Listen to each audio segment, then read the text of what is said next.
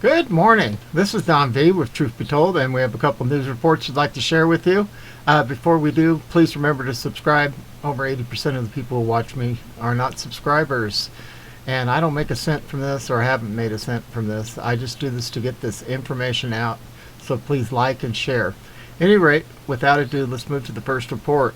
It says, wow, can't make this up. The Biden administration to help build new border facilities in Tajikistan and Afghanistan border to respond to security threats. Illegal aliens continue to flood across the open border, U.S. southern border in record number. A record 210,000 illegals from dozens of countries crossed the open U.S. border in July of this year, a 21-year high. The former vice president's administration believes this is a good thing. They continue to destroy this country, and they see that as progress. But Flashbang's regime is determined to protect Tajikistan and its borders with neighboring countries, including Afghanistan. The former vice president's administration will help build new facilities for border guards in Tajikistan. They believe a secure border in Tajikistan is a good thing. The United States will help build new facilities for border guards in Tajikistan along the Central Asian countries' frontier with Afghanistan and Uzbekistan to better respond to security threats, the U.S. Embassy at Dushanbe said on Wednesday. The new facility, which will be built in Tajikistan's southwestern tip, will replace an outdated detachment and allow border guards to deploy forces more quickly to border areas in response to threats, the embassy said. Yeah, but heck with our border. Why finish the wall when we can pay somebody millions of dollars a month to just sit there and wait? All right, the next report, it says media melts down after Joe Rogan says he's recovered from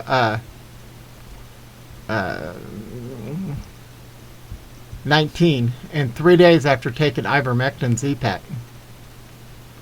Highly popular podcast host Joe Rogan on Wednesday announced he had to move his comedy tour schedule around because he came down with 19 on Saturday night. Rogan, 54, said he was feeling weary on Saturday evening and developed a fever and headache overnight. So he threw the kitchen sink at it. All kinds of meds, Rogan said in a video posted to his Instagram page. Rogan said he recovered in 3 days after taking monoclonal antibodies, ivermectin, Z-Pack, prednisone 4, and vitamin drips. And here we are on Wednesday, and I feel great. I really only had one bad day. Sunday sucked, but Monday was better. Tuesday felt better than Monday, and today I feel good, Rogan said. You want to hear this? Let's go ahead and give this a listen. Hello, friends. So, I got back from the road Saturday night, feeling very weary. I had a headache, and I just felt just run down. And just to be cautious, I separated from my family, slept in a different part of the house, and throughout the night, I got fevers and sweats, and I knew what was going on. So I got up in the morning, got tested, and turns out I got COVID. So we immediately threw the kitchen sink at it. All kinds of meds, monoclonal antibodies, ivermectin, Z-Pack, prednisone, everything. And I also got an NAD drip and a vitamin drip, and I did that 3 days in a row. And so here we are on Wednesday, and I feel great. I really only had one bad day. Sunday sucked, but Monday was better. Tuesday felt better than Monday, and today I feel good. I actually feel pretty fucking good. That's the good news. The bad news is we have to move the Friday show in Nashville.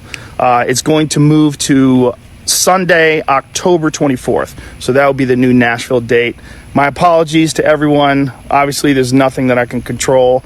It is what it is. Crazy times we're living in. But a wonderful, heartfelt thank you to modern medicine for pulling me out of this so quickly and easily. And my love to all of you. Thank you. Bye. It's amazing. You're popular enough. Things can happen, huh? Corporate media melted down and attacked Joe Rogan for his skepticism on 19's vacations and for taking a horse dewormer, ivermectin. Gosh. Rogan did not reveal if he's been vaccinated against 19, but said he'd been taking a number of meds, mentioning a Z-Pak, prednisone, and ivermectin, which is given to livestock not recommended for the treatment of 19, the Hill reported. Joe Rogan announced that he has tested positive for the coronavirus, and he said he took a series of medications, including, but he did not make any mention of the vacation. Access whined. Joe Rogan, a podcast giant who has been dismissive of vacations, has COVID, the New York Times Rage reported. Joe Rogan says he has 19, took widely discredited horse drug ivermectin. The U.S. Food and Drug Administration last month urged people to stop believing misinformation that the livestock treatment would help cure 19, ABC News reported.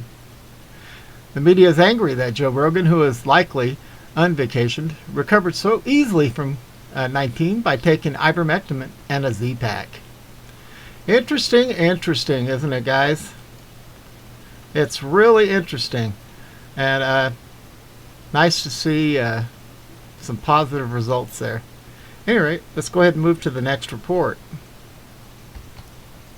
It says, desperation. Gavin Newsom says more people will die if he's recalled as governor. Die of laughter.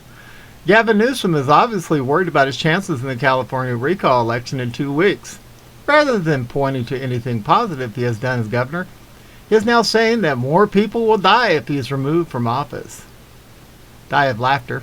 The more positively reeks of desperation. Political reports. Newsom's closing message, more people will die if I am recalled. Republicans harnessed pandemic anger months ago to qualify the recall election against California Governor Gavin Newsom. Now the Democrat is banking on a pandemic strategy of his own to save his job.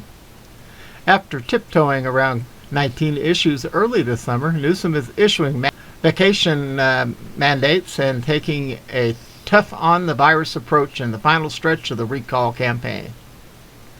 The tactics have turned the race into the nation's biggest referendum on how to fight the pandemic and further inflame partisan divisions over public health. Just as Florida Governor Ron DeSantis thinks banning mandates is a winning message in his red state, Newsom hopes voters will embrace his more restrictive 19 approach in deep blue California. There is no more consequential decision to the health and safety of the people of the state of California than voting no on this Republican-backed recall, Newsom said. Tuesday is a vacation event in Oakland 2 weeks before the recall election. He said that the starkest contrast exists between him and the Republican candidates, who would rather go the way of Texas and Florida states with more lax protocols and subsequently lower vacation rates and higher virus cases. George Soros is now pumping cash into the state to save Newsom. Oh, I'm so surprised. And Bernie Sanders is trying to save Newsom also. Oh, another shock. The left is terrified because Larry Elder has a real chance here. Interesting. Well, at any rate, guys, hope you enjoyed this report. If you want to hear the real meat and potatoes, be sure to move to my Rumble account. Look for Truth Be Told with Don V on Rumble. It's completely free as well. Doesn't cost you a cent. And I'm just trying to get this message out. I almost forgot. There's a lot of alleged information here. Got to do this for the YouTube police. At any rate, hope everybody has a wonderful day. We're broadcasting under partly cloudy skies again here in Arizona.